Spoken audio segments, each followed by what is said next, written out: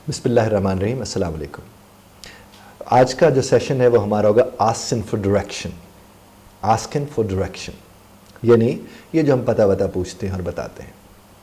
एक बात यहाँ पर मैं आपसे अर्ज़ करूँ, मेरे तजुर्बे में ये बात देखने को अक्सर मिली है कि हम जब पता पूछते हैं तो हम जल्दी में होते हैं, और पता बताने वाला जो होता है वो अक्सर जल्दी में नहीं होता, उसे बड़ी तफसील से उसने आपको बताना होता है। तो इससे ये साबित होता है कि हमें अक्सर पता पूछना नहीं आता और दूसरों को पता बताना नहीं आता। वो देर इसलिए लगाता है चूँकि उसे खुद भी समझ नहीं आ रहा होता कि हमने पता कैसे बताना है। कुछ लोग गलत पता भी बताते हैं, कुछ तजुर्बा आपके ऊपर कर लेते हैं, कुछ होते आपको कहते हैं भाई हमें नहीं पता।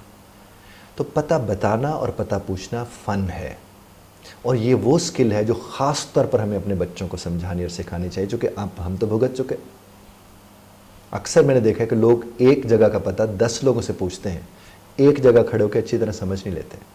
अब तो खैर वो भला हो, वो जब नेविगेशन वगैरह वो आ गया तो वो हमें माई बताती रहती है कहाँ जाना है, किधर जाना है, कैसे रुकना है वगैरह वगैरह। लेकिन फिर भी हमें बहैसियत इंसान पता बताना और पता सुनना दोनों का सलीका होना चाहिए। बिस्मिल्लाह करते हैं। Whenever you want to ask, like that's the step one, because it's all about the steps. Step one में select a person to ask. आपने पहले तो ये select करना एक person को जिससे आपने पूछना है, and look for someone who appears approachable. आप किसी ऐसे आदमी के पास जाएं जो approachable हो। It can be a passerby or a fellow traveler. वो passerby हो सकता है, वो वहीं कहीं दुकान पे बैठा हुआ कोई शख्स हो सकता है। A fellow traveler जो आपके साथ सफ़र कर रहे हैं वो हो सकता है। तो आप सबसे पहले जाकर उसे ग्रीट करें। स्टेप 1 में आप उसे, स्टेप 2 में आप उसे जाकर के पोलाइटली ग्रीट करेंगे आप उससे। And how would you do? Excuse me, oh hello. जिस घड़ी आपने कहा एक्सक्यूज़ मी, ओ हेलो, तो आपने उसे क्या किया? ग्रीट कर दिया पोलाइटली। अब अपनी रिक्वेस्ट देनी है, स्टेट योर रिक्वेस्ट। अब आप अपनी रिक्वेस्ट को बयान करेंगे, और अगर आप वो डायरेक्टली बताना चाह रहे हो तो अपने कैसे, could you please help me find, could you please help me find, क्या आप मेहरबानी करके मुझे बताएंगे या मदद करेंगे ढूंढने में वो जो भी आपका नाम है, वो लैंडमार्क जो भी आप लगाना चाहते हैं वो आप कह सकते हैं। अब इसी तरह से वो आपने जब पूछ लिया, मसलन आपने कहा कि could you please help me find, आपने उसे कह दिया मुझे मदद करेंगे इसको ढूंढने में, तो वो आपको ऑब्वियसली। लेकिन अगर आप उसे कॉन्टेक्स्ट देना चाह रहे हैं, बाज़ों का जो होता है कि आपको नाम लेते हैं लेकिन इतना ज़्यादा पता नहीं होता उनको, तो आप कॉन्टेक्स्ट देते हैं। जैसे मिसाल के तौर पर आप कहते हैं I am trying to get to, आप उस जगह का नाम लेते फ्रॉम हेयर। मसलन आप कहते हैं I am trying to get to Minar Pakistan from here, मैं यहाँ से मीनार पाकिस्तान जाना चाह रहा हूँ। I am trying to get to, जो भी जगह का आप नाम लेते हैं आप ले लें, फ्रॉम हेयर यानी जहाँ आप खड़े हैं आप कहते हैं यहाँ से मैं फलां जगह जाना चाहता हूँ, मुझे बताइए मैं क्या करूँ। इसी तरह से लैंडमार्क्स को भी यूज़ किया जाता है। लैंडमार्क होती है यानी आप जब कहीं जाते हो तो उसके गिर्द गिर्द कोई बड़ी ऐसी जो नोन जगह हो, फेमस जगह हो, आप उसका नाम ले लेते हैं, उसे लैंडमार्क कहते हैं।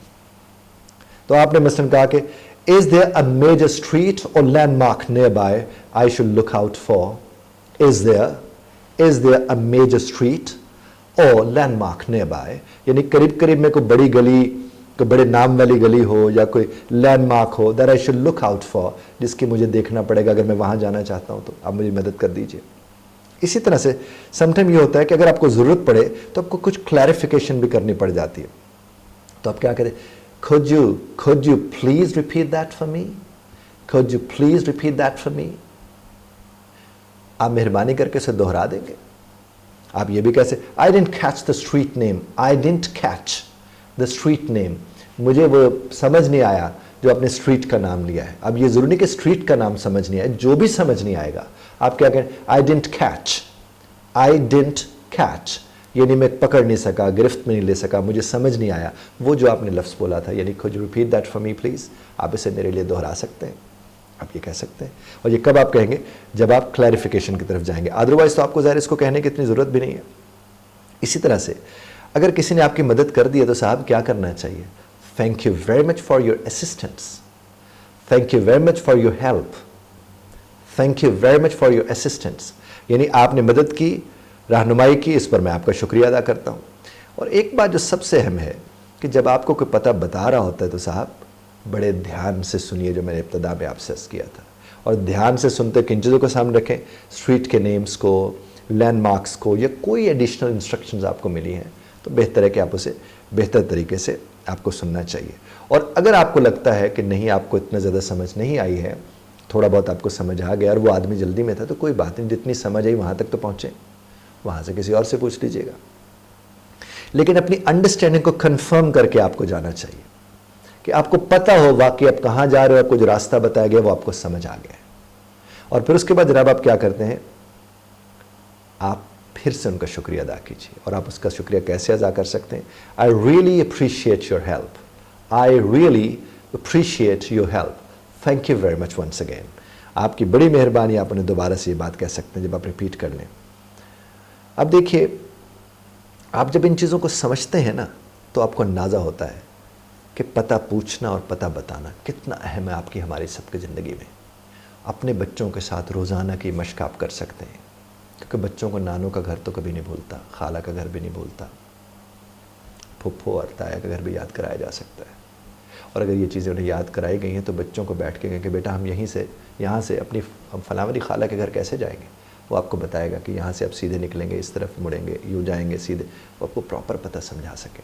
और बच्चों को ख़ास तौर पर अपने स्कूल से अपने घर का पता, वालिद साहब के ऑफिस से घर का पता अच्छी तरह समझाना सिखाना चाहिए।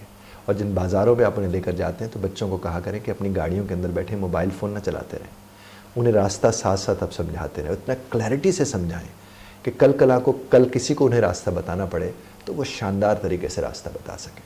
खुदा आपको और हमें समझने और समझाने की तौफीक अता फरमाए। ध्यान से सुनने पर आपका शुक्रगुजार हूँ। इख्तिलाफ राय का हक़ आप महफूज रखते हैं, बज़रत तर्ज़ इख्तिलाफ राय का ख्याल रखिएगा।